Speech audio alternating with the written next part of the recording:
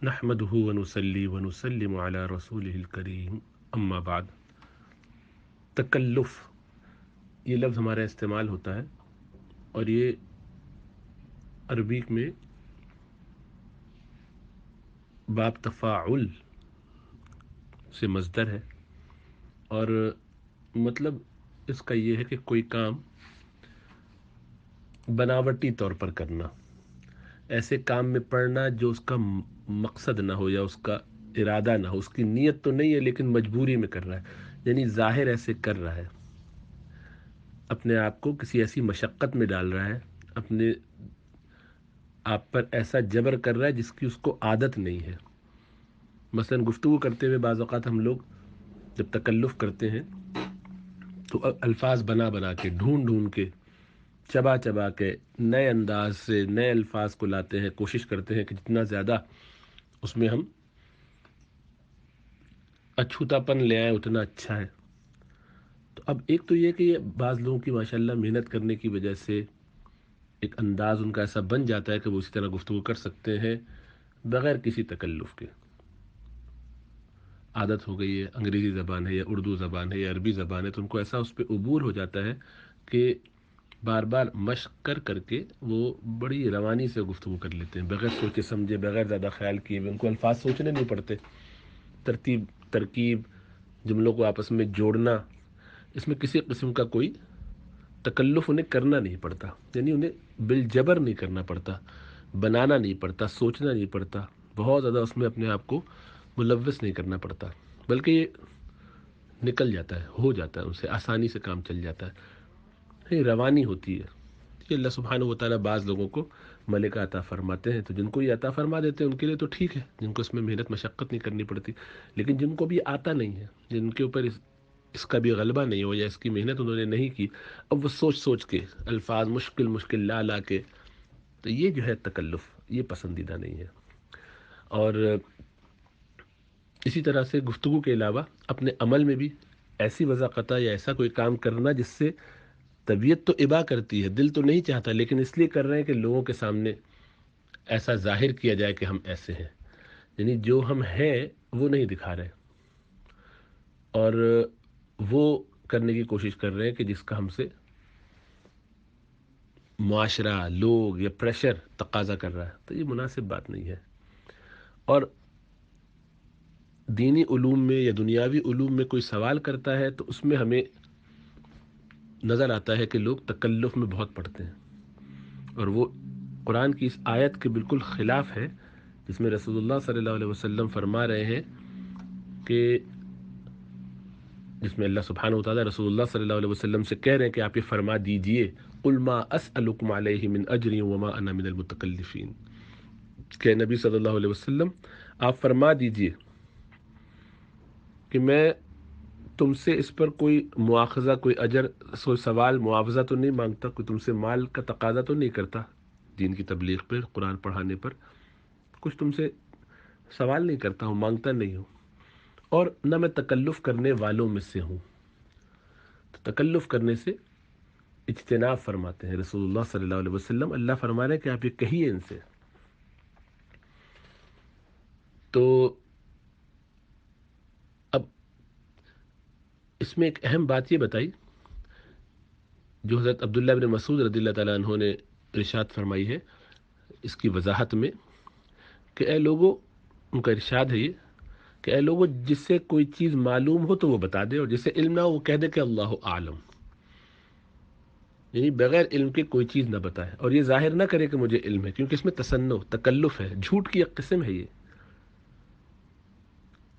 فرمایا کہ جو چیز نہ جانے اس کے نہ جاننے کا اقرار کر لینا، اور یہ کہہ دینا کہ اللہ کو معلوم ہے، یہ بھی علم کی بات ہے۔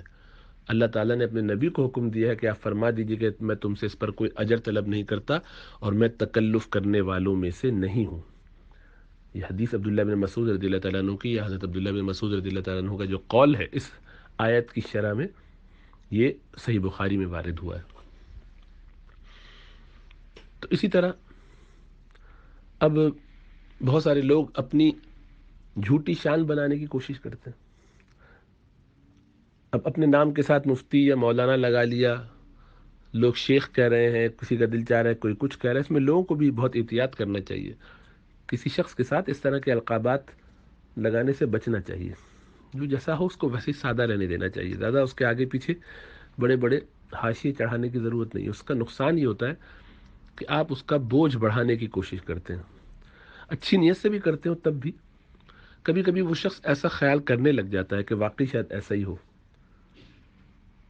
جیسے ہمارے شیخ حضرت مولانا سلیم دھراز صاحب حفظہ اللہ فرماتے ہیں کہ پرانے زمانے کے لوگ تو چھپتے تھے، اب ہم لوگ چھپتے ہیں. تو ہوتا یہ ہے کہ اپنے ناموں کے آگے ایسے ایسے بڑے بڑے القابات جب لگ جاتے ہیں اور لوگ کہنے لگتے ہیں، علامہ لگا دیتے ہیں. اب تو 15 25 بیس 20 سال کے لوگوں کے ناموں کے آگے علامہ لگا دیکھ کے آدمی حیران ہو جاتا ہے کہ علامہ، یہ تو شرم آنی چاہیے اپنے نام کے ساتھ سوچ کے کہ اس قدر اونچے درجے کا علم. بہرحال لگا لیتے ہیں لوگ. اور پھر اس کے بعد ان سے کوئی مسئلہ پوچھا جائے، کوئی حدیث پوچھی جائے، کوئی بات پوچھی تو مجبوری ہے. تو اب یہ کہنا کہ مجھے معلوم نہیں تو ان کی شان کے خلاف ہے. اپنے پاس سے پھر کچھ نہ کچھ بتا دیتے ہیں. تو ایسے لوگوں کو شدید تنبیہ ہے کہ تصنع، جھوٹ سے بچو، ایسی بات نہ کرو. ایک عورت نے عرض کیا، یا رسول اللہ صلی اللہ علیہ وسلم، میری ایک سوکن ہے، کیا مجھے اس بات پر گناہ ہوگا کہ میں جھوٹ موٹ اس پر یہ ظاہر کروں کہ مجھے شوہر نے یہ دیا اور وہ دیا اور حقیقت میں دیا نہ ہو، تاکہ اس کو تھوڑا سا جلاؤں، تکلیف پہنچاؤں؟ آپ صلی اللہ علیہ وسلم نے فرمایا کہ جسے کوئی چیز نہیں دی گئی، اگر وہ جھوٹ موٹ یہ ظاہر کرے کہ مجھے دی گئی، تو وہ ایسا ہے جیسے کوئی شخص جھوٹ کے کپڑے پہن لے. یعنی بڑا گناہ ہے، جھوٹ ہے، غلط ہے. تو ایسا ظاہر کرنا، جس جگہ اس سے اپنے آپ کو بڑا کر کے پیش کرنا، جس کیفیت میں اس کیفیت میں اپنے ظاہر کو چھپانا، ایک تو فطری چیز ہے. ایک تو طریقہ یہ ہے کہ آدمی، ظاہری بات ہے، گھر کے اندر جب ہوتا ہے تو ایک خاص لباس میں ہو سکتا ہے، سادے کپڑوں میں ہو سکتا ہے، خالی ایسے کوئی گرمی لگی تو بنیان میں گھوم رہا ہے. اب ظاہری بات ہے باہر آئے گا تو وہ ایسا تو نہیں کرے گا کہ اسی طریقے سے آ جائے، یا مہمان آئے تو یہ الگ بات ہے. یہ تو ہر جگہ کا تقاضا ہے جس پہ اس کی طبیعت مائل بھی ہے. اس میں مذائقہ نہیں ہے. مذائقہ اس میں ہے کہ اس وقت کا ایک تقاضا اپنے ذہن میں بٹھا لیا اور نہ چاہتے ہوئے بھی اس لیے کیا جا رہا ہے کہ اگر یہ نہیں کریں گے تو لوگ ایسا سمجھیں گے، یا لوگوں میں ہم نے اپنی شان بنا لی ہے تو اس میں گڑبڑ ہوگی. دل تو چاہ رہا ہے کہ جلدی سے جو کھانا رکھا ہے اس کی اور ایک بوٹی یا ایک آدھ ٹکڑا روٹی کا اور کھا لیں، لیکن لوگوں پہ ہمارے زہد کا جو ایک بوجھ پڑا ہوا ہے، تو ایسا نہ ہو کہ لوگ یہ کہیں گے کہ ضرور دیکھو زبردستی، وہ تو ہمارے بارے میں خیال کرتے ہیں ہم کم کھائیں، اور ہم اتنا سارا کھا لیں گے تو یہ کہیں گے کہ یہ تو کافی پیٹو آدمی ہے، تو ان کا زہد وہ تو سب سائڈ میں رہ جائے گا. تو اس لیے ہمارا وہ امیج خراب نہ ہو تو گھر آ کے دوبارہ کھا لیں گے، دعوت میں اتنا ہی کھاؤ. تو عجیب و غریب بات ہے، تو دھوکہ ہے، دکھاوا ہے. تو ایسا کوئی کام نہ کرے کہ جو وہ لوگوں پر کچھ ظاہر کرنے کے لیے کر رہا ہے. یہ تکلف ہے بالجبر. تو باب تفاعل کے اندر یہ بات پائی جاتی ہے. مادہ یہ ہے کہ اس کے اندر کچھ ایسا بناوٹی انداز پایا جاتا ہے کہ اس میں ایسا کام کیا جاتا ہے. خالی یہی ایک مقصد نہیں، ایک مطلب یہ ہے، اور بھی ہیں. تو ہر ایسے لفظ کو یہ نہ سمجھ لیا جائے لیکن ایسا کبھی ہوتا ہے. تصنع اسی باب سے، وہ بھی تکلف. اور اس سے ایک جو باریک فرق ہے مروءہ وغیرہ کا اور دیگر الفاظ کا، رعایت کا، لحاظ کا، ادب کا، وہ الگ چیز ہے. اور وہ یہ ہے کہ جس وقت جیسا تقاضا ہو، شریعت جو ڈکٹیٹ ہمیں دے کہ اس موقع پر ایسا ہونا چاہیے، وہاں ویسا کرنا، یہ ادب ہے، یہ اچھا لحاظ ہے. اس کا اہتمام کرنا چاہیے. یہ پسندیدہ ہے.